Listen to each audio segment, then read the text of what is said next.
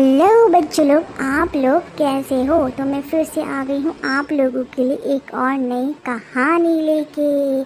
तो आज की कहानी का नाम है चरवाहा, बालक और भेड़िया। तो कहानी स्टार्ट करने से पहले आप लोग कौन कौन मेरे इस चैनल पे न्यू हो तो जल्दी से लाइक, शेयर एंड सब्सक्राइब कर दीजिए ताकि मेरे सारे नोटिफिकेशंस आपको मिलते रहेंगे। तो लेट्स गेट स्टार्टेड। एक गांव में एक चरवाहा बालक रहता था। वह रोज अपनी भेड़ों को लेकर जंगल के पास स्थित घास के मैदानों में जाता। वहाँ वह भेड़ों को चरने को छोड़ देता और खुद एक पेड़ के नीचे बैठकर उन पर निगाह रखता। उसकी यही दिनचर्या थी।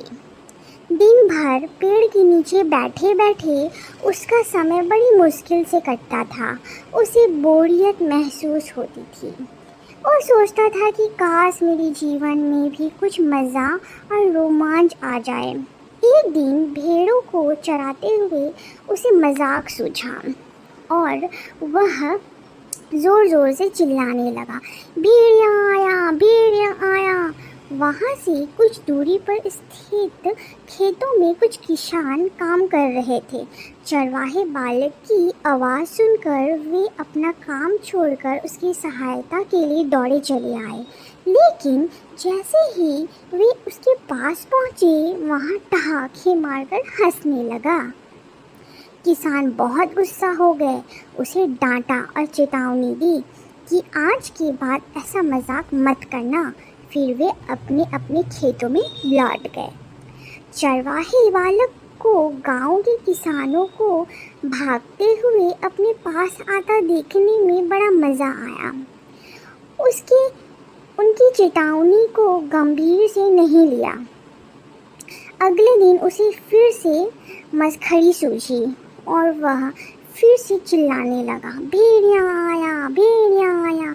खेत में काम कर रहे किसान अनहोनी की आशंका में फिर से दौड़े चले आए, जिन्हें देखकर चरवाहा बालक फिर से ज़ोर ज़ोर से हंसने लगा। किसानों ने उसे फिर से डांटा और चेतावनी दी, लेकिन उस पर इसका कोई असर नहीं हुआ।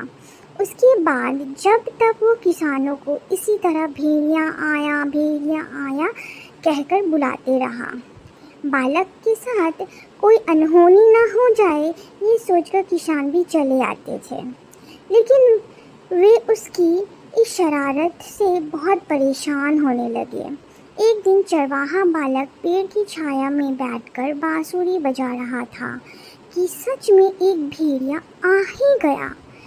वह सहायता के लिए चिल्लाने लगा, भेड़िया आया, भेड़िया आया। लेकिन उसकी शरारतों से तंग आ चुके किसानों ने सोचा कि आज भी ये बालक उन्हें परेशान करने का प्रयास कर रहे हैं, लेकिन इसलिए वे उसकी सहायता करने नहीं गए। भेड़िया उसे कुछ भेड़ों को मारकर खा भी गया।